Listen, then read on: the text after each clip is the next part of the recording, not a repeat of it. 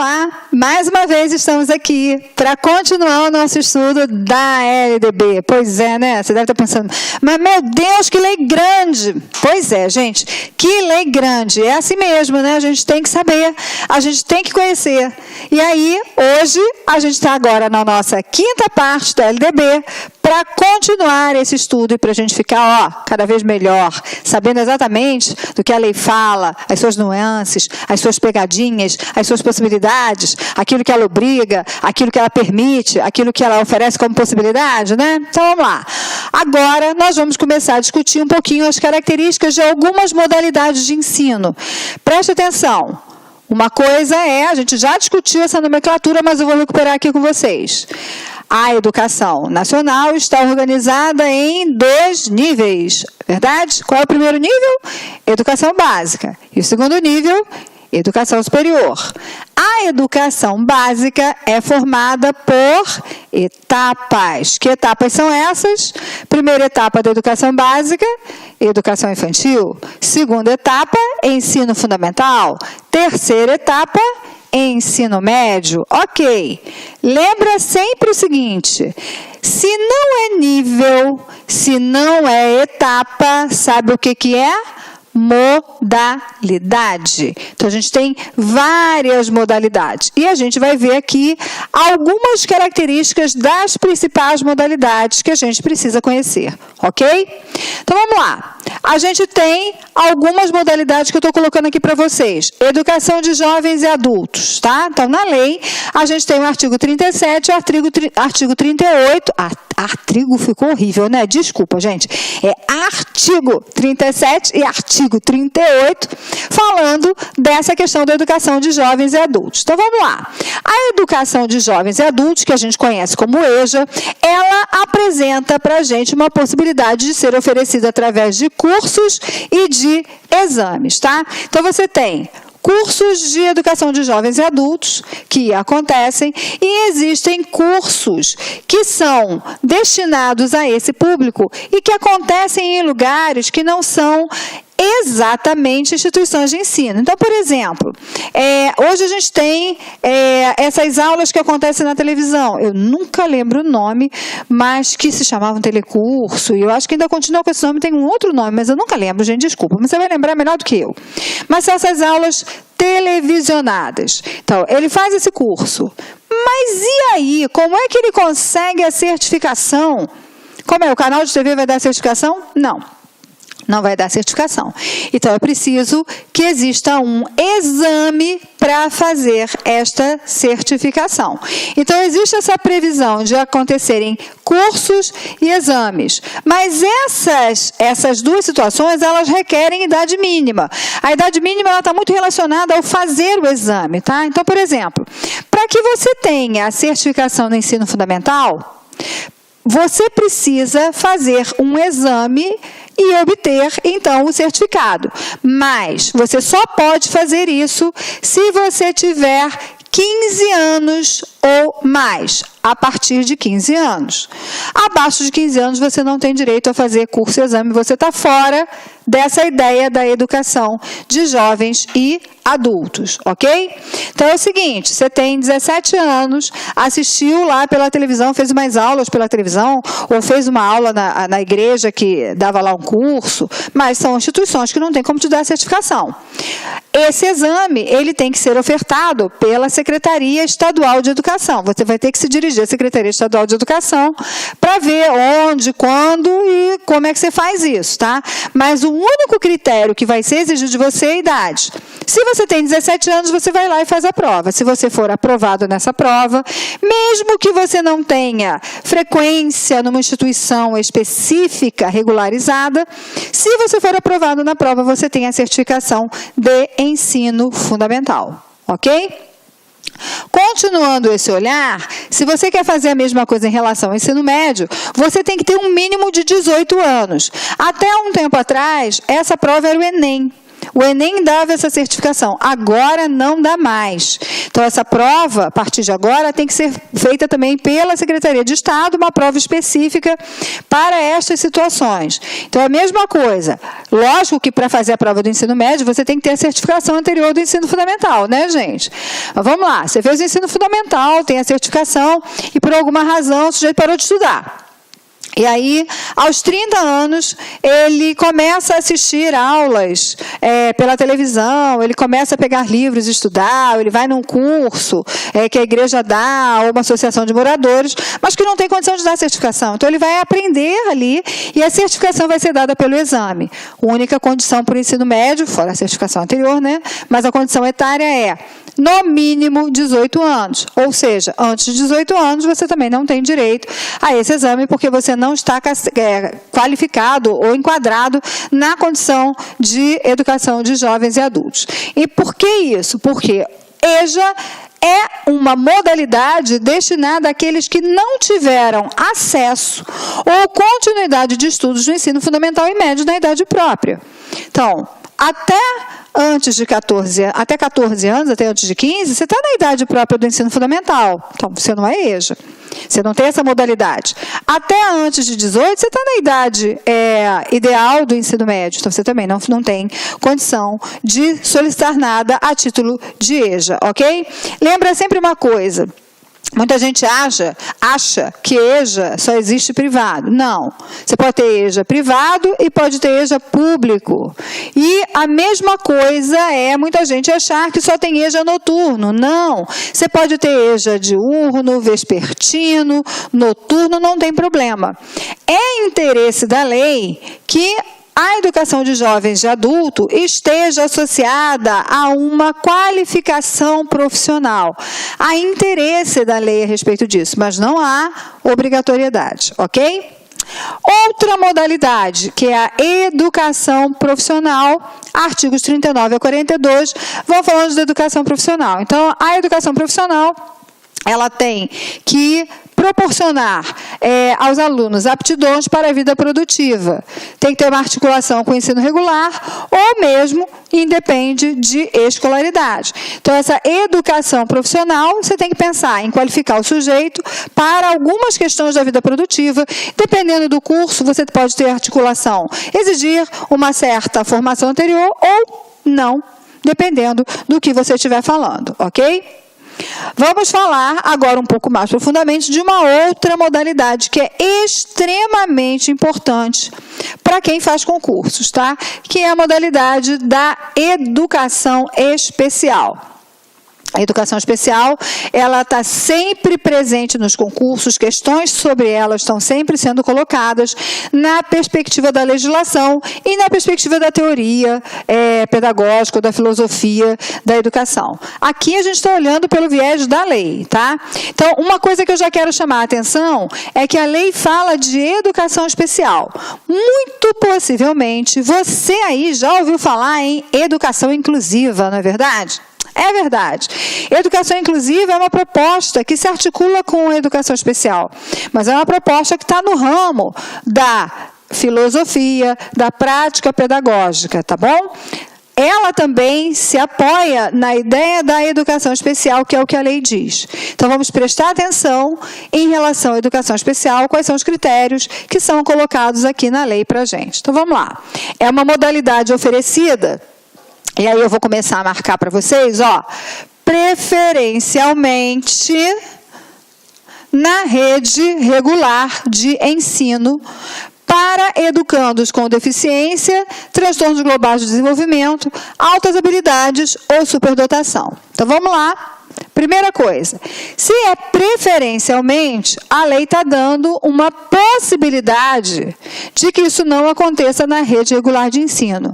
Mas ela entende que de preferência é na rede regular de ensino, ok? Então, ela está dando uma força para aquilo que a gente conhece como nome de inclusão. Então, isto é tratar de inclusão, tá? Então, esta modalidade, ela tem um público específico. E esse público lembra que eu falei para vocês, acho que na primeira aula, que a gente não usa mais a expressão portador de necessidade especial, criança com necessidade especial, excepcional, pelo amor de Deus, criança especial. Não, a gente fala isso aqui, educandos com deficiência, com transtornos, com altas habilidades de superdotação. Né? Então, eu já defini mais ou menos isso. Então, lembra que deficiência significa que a criança, ou que o sujeito tem um déficit, ele está abaixo de um padrão normal de funcionamento. Transtornos globais de desenvolvimento, a gente envolve as síndromes, né? Transtorno do espectro autista e todas as síndromes que fazem parte desse transtorno, e as altas habilidades, a superdotação, onde você tem um desempenho para além daquilo considerado normal, tá? Então, estas categorias aqui são as categorias dos sujeitos que têm direito a esta modalidade, que nós já vimos que ela é transversal, que ela acontece desde a educação infantil até a pós-graduação, ok? O sujeito que está dentro dessas categorias tem essa possibilidade. E o que está previsto na educação especial, para além da gente pensar quem é o sujeito que tem direito? Mas tem direito a quê? Serviços de apoio especializado na escola regular. Serviços de apoio especializado, a gente também já viu um pouquinho, porque o início da lei falou disso, são as salas de atendimento multifuncional ou as salas de recurso. Os dois nomes são nomes possíveis. Então, é serviço de apoio especializado na escola regular, tá? Olá, meus amigos, minhas amigas, sou o professor Luiz Antônio Carvalho, estou aqui para fazer um convite muito especial para você que está estudando para o concurso da Secretaria Municipal de Educação do Rio de Janeiro, para o cargo de professor adjunto de Educação Infantil, PEI 2019, edital na praça, edital publicado, data da prova já agendada para o dia 17 de março de 2019, então agora é hora de estudar. E claro que nós aqui da Lá Concurso, nós fizemos um curso ponto a ponto digital com o nosso personal coach, que é o estudo em regime de metas, que eu tenho certeza absoluta que vai te ajudar na caminhada da sua aprovação. Este nosso curso, atenção, completo, ponto a ponto digital, custa apenas 10 parcelas de R$20, você tem um prazo de acesso 50 dias, poderá assistir quantas vezes quiser e na hora que desejar. Bacana? Essa aula que você está assistindo, você assistiu aí, é o seguinte, apenas uma pequena demonstração do nosso conteúdo. Nós temos muito mais aulas focadas e específicas para vocês. Quer se matricular? Clique aqui embaixo, nós temos um link que vai direcionar diretamente para Lá Concurso. Pessoal, um forte abraço, fico com Deus e espero vocês aqui na LAC. Tchau, tchau. Clique lá. Essas possibilidades. A oferta da educação especial, ela tem início na faixa etária de 0 a 6 anos, durante a educação infantil. Ela começa ali, mas ela não se esgota ali de jeito nenhum, né, gente? Ela vai até aonde o sujeito tiver possibilidade de continuar os seus estudos. Vamos continuar. No artigo 59, a lei fala assim: os sistemas de ensino assegurarão. Então, está claro. Quem é que tem que assegurar isso? O sistema de ensino. Quem são os sistemas de ensino? São os estados, os municípios e o Distrito Federal. Cada um dentro da sua esfera de competências, que nós já vimos também aqui, quais são as competências de cada um. Mas, se você tem alunos dentro desse perfil, dentro dessas categorias, que são alunos da educação especial, então você tem que oferecer currículos, métodos, técnicas, recursos educativos e organização específicos. Então, você tem que pensar, o aluno que você tem, qual é a deficiência que ele tem? Ou qual é o transtorno de desenvolvimento que ele tem? Ou a alta habilidade ou a superdotação, elas estão presentes em que grau? Em que possibilidade? E a gente precisa pensar em currículos específicos. Muita gente tem muita dificuldade de entender a inclusão, porque diz assim, mas como é que eu vou colocar na mesma sala 2 alunos, um com deficiência e o outro que é normal, eu vou dar para ele a mesma coisa e vou achar que eles vão aprender a mesma coisa. Mas não é esta a ideia. A ideia é que eles estejam juntos, mas que os currículos que eles, na mesma sala, utilizem, sejam currículos diferenciados. Então, a gente tem essa ideia de currículos diferentes, de metodologias diferentes. Então, se eu tenho na sala, a minha turma é uma turma regular, e eu tenho um aluno aluno que é deficiente visual, por exemplo.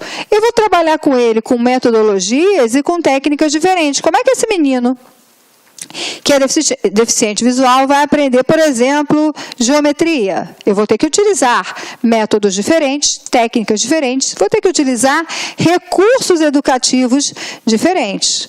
Além disso, eu tenho que pensar numa organização específica. Por exemplo, se ele é deficiente visual, eu preciso pensar numa organização específica da sala para que ele possa reconhecer aquele espaço, reconhecer aquele ambiente, se locomover. A escola inteira precisa pensar aquele chão que é marcado, específico para deficientes visuais, e outras situações que possam ser pertinentes à situação específica que é vivida por aquele aluno na instituição. Então, isso aqui, gente, está determinado na lei, que é competência do sistema de ensino assegurar. Eu sei que você deve estar pensando assim, isso não acontece. Eu sei, gente, eu sei que muitas vezes estudar a lei é muito doloroso, mas a gente está vendo aqui o que tem que acontecer. Também está previsto na lei uma terminalidade específica. A terminalidade específica vale tanto para aquele que tem muita deficiência dele o impede de grandes aprendizagens, como para aquele que é superdotado. Então, o que é a terminalidade específica? Vamos pegar o caso do superdotado. O garoto, ele tem uma possibilidade de aprender as coisas muito mais rápido do que o normal dos alunos. Ok, então, digamos que ele não tem a necessidade de ficar os 9 anos do ensino fundamental. Por quê? O currículo para ele, que ele tem direito, é um currículo diferenciado, e como ele tem um desempenho acima do esperado, acima do padrão, ele pode fazer aquele currículo em muito menos tempo. Então, esta terminalidade, ela tem que ser elaborada, ela tem que ser pensada, ela tem que ser planejada, porque ela envolve as mudanças, as adaptações curriculares, para que aquele aluno possa terminar em menos tempo aquela etapa de ensino. A mesma coisa acontece para aquele aluno que tem uma maior dificuldade. Então, não tem sentido eu entender que eu coloquei os 2 garotos na mesma sala, mas eu falei que os currículos podem e devem ser diferentes. Então, para aquele aluno que tem alguma deficiência, o tempo de 1 ano pode não ser o suficiente para tantas aprendizagens como eu quero que ele faça. Então, o que eu posso pensar em fracionar aqueles conhecimentos num tempo maior. E se pensar numa terminalidade específica. Então, a terminalidade específica requer um olhar individual. Não dá para fazer uma terminalidade específica por deficiência. Deficientes visuais não é assim que funciona. Superdotados, não é assim que funciona. Cada um é cada um. E a terminalidade específica precisa considerar essas nuances, essas diferenças existentes entre os alunos, ok? Além disso, está previsto que os sistemas de ensino têm que assegurar professores, preste atenção, com especialização adequada em nível médio ou superior para atendimento especializado. Então, vamos parar aqui e depois a gente lê o resto. Então, vamos lá. Atendimento especializado é aquele atendimento que eu falei. Atendimento especializado acontece nas salas de recursos, na sala multifuncional. Nesses espaços, eu preciso ter um professor com especialização. Gente, essa especialização não é a pós-graduação lato sensu necessariamente. Pode ser, mas não necessariamente. Pode ser o seguinte: o sujeito é um especialista em Libras, porque ele fez um curso em Libras. Então, ele tem total possibilidade, porque ele é bilíngue, ele fala português e fala Libras. Lembra que Libras é uma língua, tá? E ele tem fluência em Libras. Então, ele pode trabalhar, ele pode ser um professor de uma sala de recursos com atendimento especializado para alunos que sejam deficientes auditivos, porque ele vai ensinar Libras. Ok? Pode ser também um professor que tenha uma pós-graduação em alguma área de alguma deficiência para trabalhar. Então, esse professor, ele tem que ter uma especialização, ok? Agora, bem como professores do ensino regular, ou seja, aquele professor da classe, que é aquela classe onde tem um aluno incluído, ele tem que ser capacitado para a integração desses educandos nas classes comuns. Então, o professor da classe regular, ele não precisa ser um especialista. Ele tem que estar capacitado para ajudar nesse processo de integração dos alunos, desse aluno, nas classes comuns. Então, preste atenção, são duas categorias quando a gente fala de professor. O especialista na sala de atendimento especializado e o professor regular capacitado para a integração desse aluno. A gente também tem que pensar que o sistema de ensino vai ter que assegurar uma educação especial para o trabalho. Aquela ideia do mundo do trabalho também está presente aqui. Vocês sabem que hoje a gente tem concursos que têm reservas de vaga para alunos com deficiência, com transtornos, com altas habilidades, que fazem parte desse capítulo que a gente está estudando.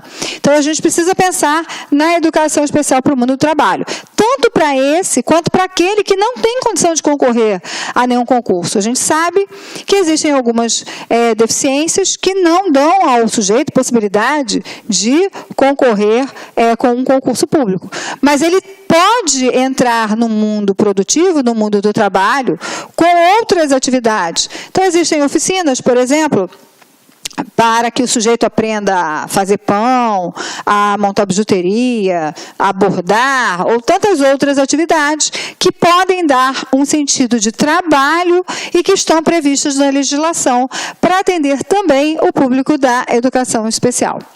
Além disso, acesso igualitário aos benefícios dos programas sociais suplementares. Então, qualquer programa suplementar que possa acontecer, esse aluno que é aluno da educação especial tem o mesmo acesso, nem a mais e nem a menos. Ele não pode ser discriminado para ter acesso a esses benefícios sociais, mas ele também não tem que ser priorizado na ideia desses benefícios suplementares, porque a ideia da inclusão significa a gente entender que todos nós somos diferentes, que nós somos marcados por essas diferenças, mas as diferenças não podem ser colocadas num conceito de valor. Um vale mais do que o outro.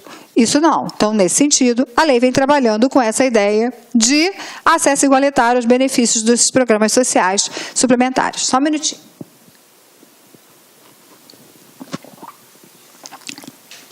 Eu falo muito, né? Então, de vez em quando, tem que beber uma aguinha aqui, senão a voz vai embora, né? Vamos lá. Continuando. Artigo 59A. Preste atenção que aqui a gente tem uma mudança. Normalmente, os sistemas de ensino estão muito mais preocupados, a nossa cultura é muito maior de preocupação em relação àquelas crianças que têm alguma deficiência ou que têm os transtornos globais de desenvolvimento. As altas habilidades e a superdotação ficaram sempre muito relegadas a segundo plano na nossa cultura de educação. E aí, desde 2015, a lei começou a mudar um pouquinho em relação a isso. Olha o que diz o artigo 59A. O poder público deverá instituir cadastro nacional de alunos com altas habilidades ou superdotação, matriculados na educação básica e na educação superior, a fim de fomentar a execução de políticas públicas destinadas ao desenvolvimento pleno das potencialidades desse alunado. Então, olha só, uma preocupação de você descobrir onde estão esses alunos com altas habilidades ou superdotação e começar a cadastrá-lo, justamente para que você possa pensar em oferecer essas condições para que ele possa desenvolver o seu potencial. Continua no parágrafo único. A identificação precoce de alunos com altas habilidades ou superdotação, os critérios e procedimentos para inclusão no cadastro referido no caput desse artigo, as entidades responsáveis pelo cadastramento, os mecanismos de acesso aos dados do cadastro e as políticas de desenvolvimento das potencialidades do alunado de que trata o caput serão definidos em regulamento. Então, tudo isso aqui vai ser discutido no regulamento. Não sei se aí na sua cidade já existe algum movimento em relação a essa questão desse cadastro, mas já é uma intenção da lei desde 2015 que esses alunos possam ser acompanhados e, dessa forma, possa-se pensar nas melhores oportunidades a serem dadas a eles, ok? Vamos lá, continuando a lei, no artigo 61 a gente começa a falar dos profissionais de educação. E, de novo, nós temos mudanças aqui bastante recentes nesse capítulo. Então, a primeira coisa que a gente tem que saber, quem são esses profissionais de educação. Então, profissionais de educação envolve os profissionais graduados que tenham feito complementação pedagógica, conforme disposto no Conselho Nacional de Educação. Isso é novo. Então, olha só. Até então, os profissionais de educação, você vai poder resgatar aí na lei e ler, eram aqueles profissionais que atuam na educação básica, o pedagogo que atua em diferentes frentes, orientação, administração, gestão, coordenação pedagógica e tudo mais. Eram outros profissionais de nível superior que atuassem, e de nível técnico também, que tivessem cursos e atuação específica na educação. Tá? Específica em instituições de educação. Agora a gente tem uma outra possibilidade, um acréscimo nesse olhar do profissional de educação, que são justamente esses profissionais graduados que tenham feito uma complementação pedagógica. Então, o que é complementação pedagógica? Complementação pedagógica, para quem não conhece, é o seguinte. O sujeito fez engenharia, sua graduação é de engenharia, então ele é engenheiro. Mas ele faz um concurso, ele consegue em algum lugar e ele vai dar aula de uma parte técnica, porque ele é engenheiro mecânico, então ele vai ensinar lá a parte mecânica. Mas ele não é professor. Então, o que ele pode fazer? Ele pode fazer um curso que se chama complementação pedagógica, que é um curso que vai dar a ele as disciplinas da licenciatura, as discussões da licenciatura, e que vai dar a ele a possibilidade de ser reconhecido como um profissional da educação. Olha o que o artigo 62 diz para a gente, ainda nessa discussão do profissional. A formação de docentes, para atuar na educação básica, far-se-á em nível superior. Para aqui, então pensa assim, educação básica, educação infantil, ensino fundamental e ensino médio. Então a lei está dizendo que vai ser feito em nível superior, em curso de licenciatura plena. Bacana. Aí a lei vai e faz o seu senão. Admitida como formação mínima para o exercício do magistério na educação infantil e nos 5 primeiros anos do ensino fundamental, a oferecida em nível médio na modalidade normal. Olha só, então, que coisa.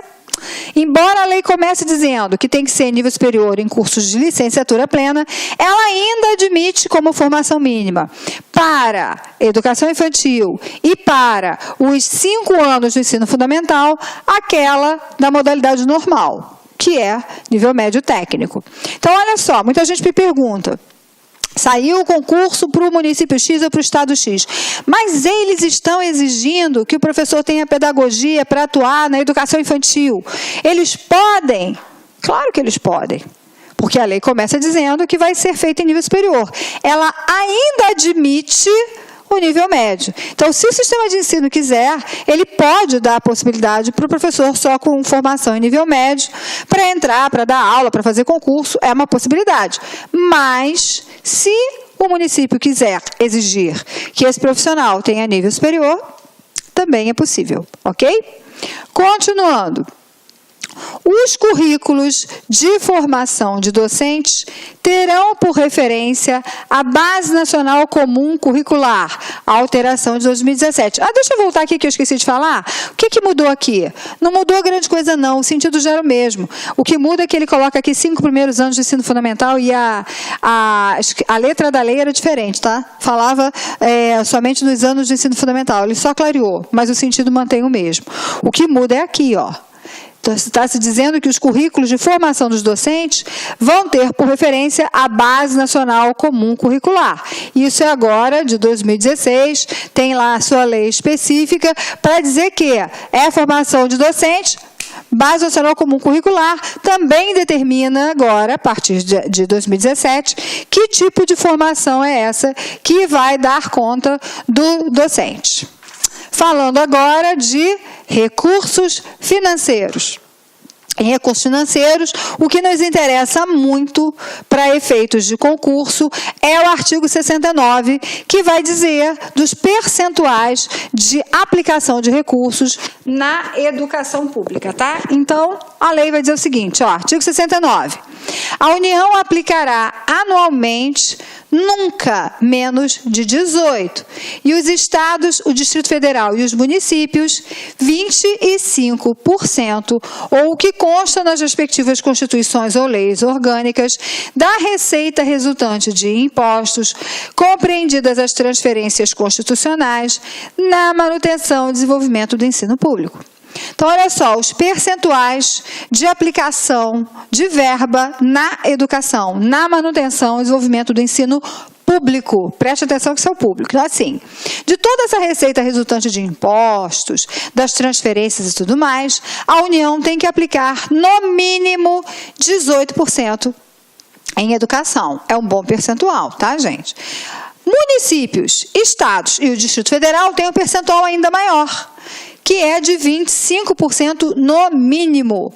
1/4 de toda a arrecadação de municípios, estados e Distrito Federal são para serem utilizados em educação. É lógico que existe um órgão que acompanha, existem conselhos que precisam acompanhar essa aplicação. Mas se você for pensar, 1/4 de arrecadação, para alguns municípios do Brasil, é muito dinheiro. Você pensar, 1/4 da arrecadação de São Paulo, 1/4 da arrecadação da cidade do Rio de Janeiro, 1/4 da arrecadação de Belo Horizonte, é um bom dinheiro. Mas se você for pensar que no nosso Brasil existem...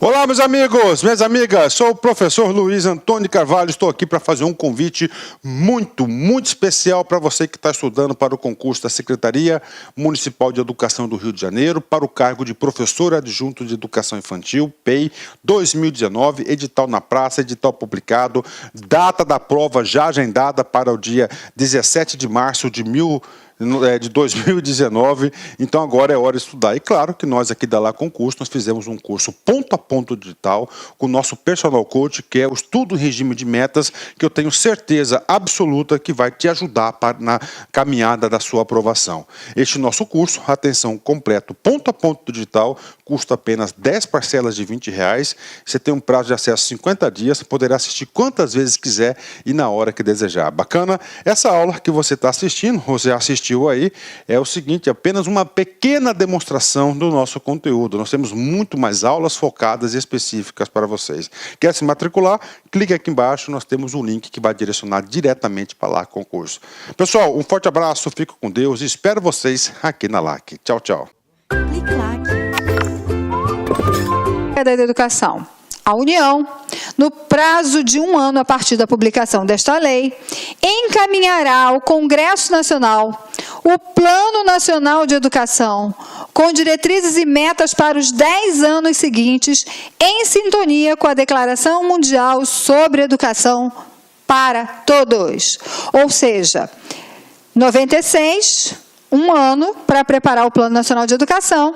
Esse Plano Nacional de Educação, com previsão de 10 anos para cobrir a década de educação, para que o país pudesse, então, estabelecer metas para alcançá-las e metas que estejam de acordo, que estivessem de acordo com toda a legislação. A legislação era recente, muitas mudanças precisavam ser feitas e muitas mudanças precisavam, então, de metas e prazos. Um Plano Nacional de Educação é sempre composto por metas e o prazo para que aquela meta seja alcançada. Ele é um plano decenal, ou seja, ele é um plano que tem uma previsão de duração de 10 anos. Então, em tese, o plano de educação, ele deveria ter validade de 97 a 2007. Lógico que houve atraso, né, gente? Lógico que o nosso primeiro plano de educação, na realidade, ele só entra em vigor em 2001. Pequeno atraso que nós tivemos, né? E aí, nós vamos entrar aqui numa parte de testar conhecimentos, que eu sei que você gosta bastante, para a gente poder finalizar aqui o nosso estudo da lei. Então, vamos lá. De acordo com a LDB, a Base Nacional Comum Curricular do Ensino Médio definirá objetivos de aprendizagem nas seguintes áreas do conhecimento. Lembra quais são? Vamos ver? Linguagens e suas tecnologias, matemática e suas tecnologias, ciências da natureza e suas tecnologias. Será que são essas 3? Letra B, linguagens e suas tecnologias, matemática e suas tecnologias, ciências da natureza e suas tecnologias, ciências humanas e sociais aplicadas. Serão essas? Português, matemática, língua estrangeira e ciências. Ou português, matemática, artes, filosofia e ciências. Pensa aí, vamos lá. Já fez? Posso virar o slide para a gente ver a resposta? Resposta correta é a letra B. Lembra que a gente está falando da Base Nacional Comum Curricular.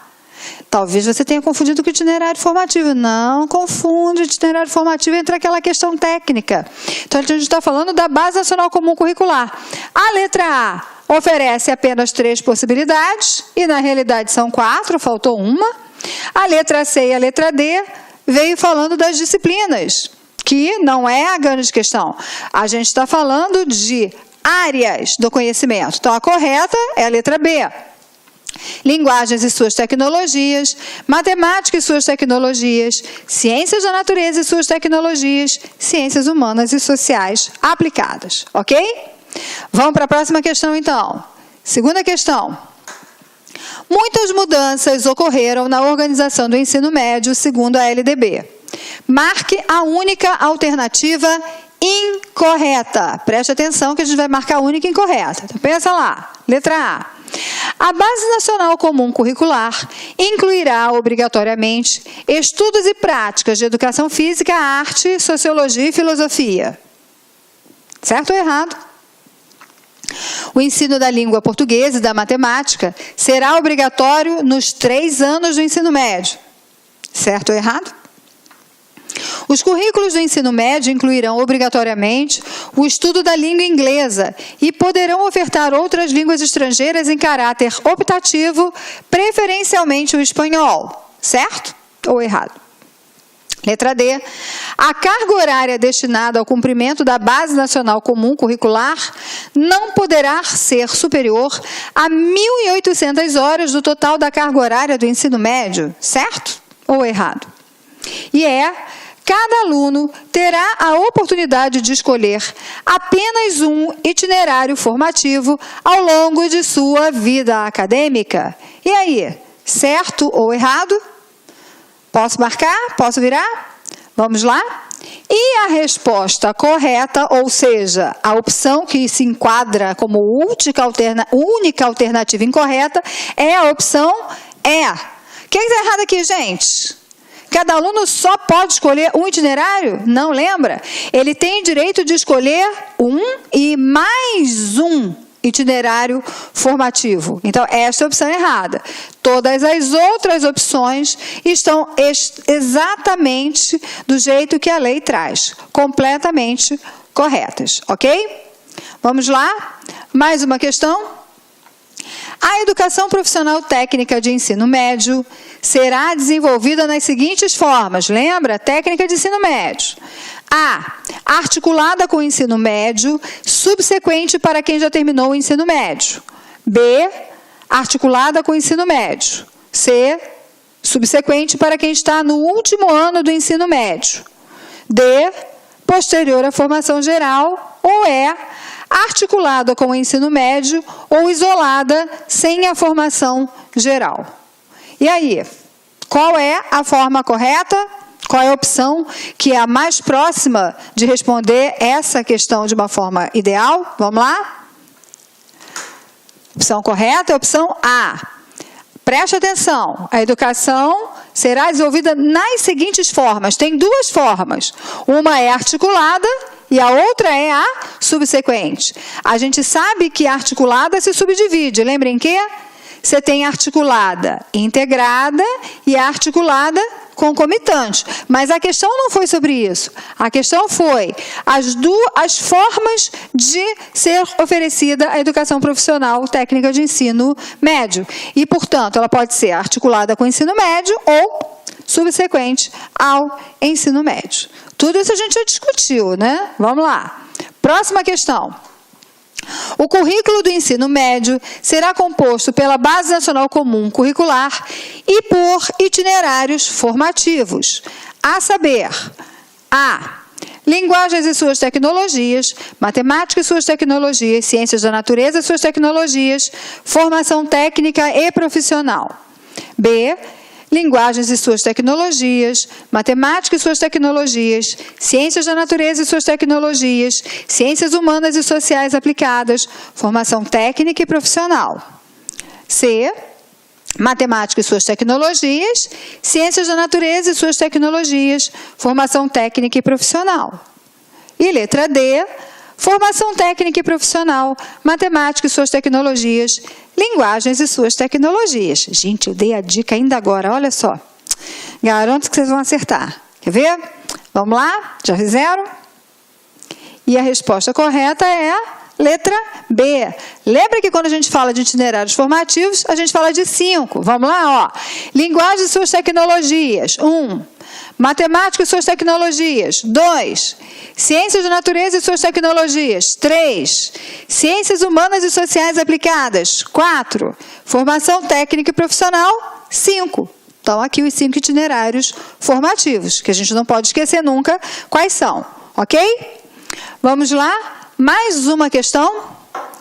No caso de empate no processo seletivo, as instituições públicas de ensino superior darão prioridade de matrícula ao aluno que a.